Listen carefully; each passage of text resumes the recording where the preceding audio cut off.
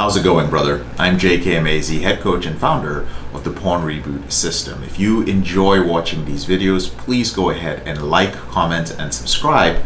We release videos 4 times a week, every week. Today I'm going to be talking about self-destructive behavior among porn addicts. To overcome porn addiction, there needs to be an emotional change, a paradigm shift in the way that we live our lives. And porn addiction changes your brain. As a result, your entire emotional makeup is altered for the worse. Now, I've outlined the top 4 self-destructive behaviors that lead to multiple relapses, that lead to loss of self-esteem and eventual defeat by porn addiction.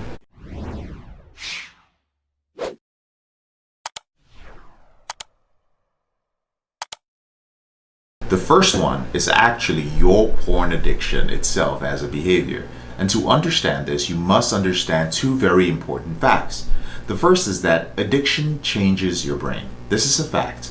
Now, you may think that you have a really bad porn habit when in reality you actually have a full-blown addiction. And most of us associate addiction with things like drugs and alcohol. And we might not use either, and we might assume ourselves to be safe from addiction because of that. But porn addiction then becomes something that happens to other people. Secondly, you never know you have an addiction until you actually try to quit. So porn addiction works in a sophisticated way that keeps you in the dark about its presence until it's too late, right? And the human brain is great at accepting addiction using rationalization, using minimization, and other denial techniques. Porn addiction also knows you as well as you know yourself. It knows your weaknesses and fears. It has access to a full range of intelligence, cunning, and knowledge. So how do you defeat an adversary that is as powerful and in many cases more powerful than you? You do so via acceptance. You accept the reality that you face a foe that you cannot defeat without fully acknowledging its power over you. Yes, I know it's counterintuitive, and that's why it leads to the second reason why you're still addicted to pornography and you have this destructive behavior. That is ignorance.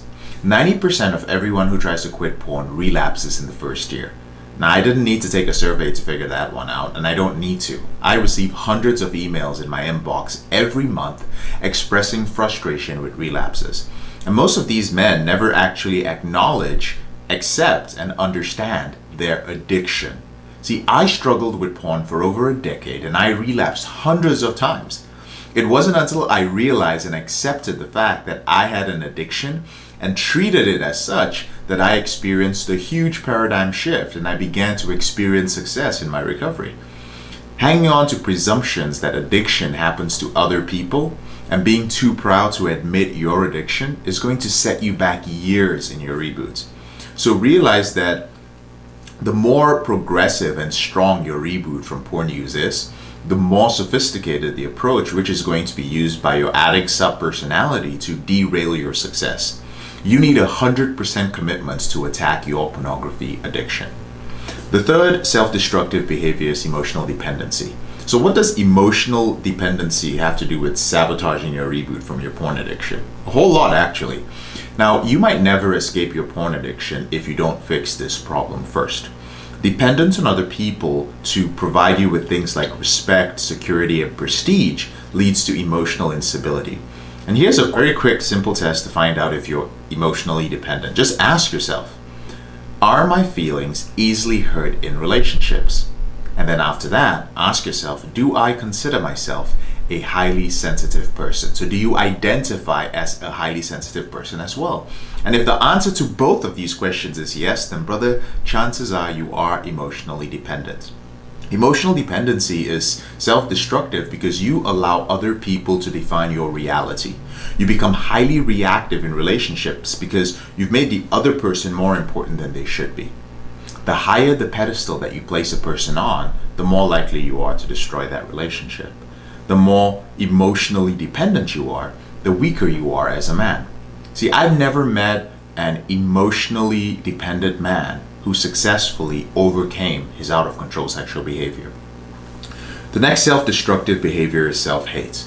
And this is the most insidious one. See, most of us have this idealized version, idealized image of ourselves that we've built up over the years. We believe that we should look and we should act a certain way, and we have certain levels of achievement that we should have in our lives. Most of these expectations filter into our minds absolutely unconsciously.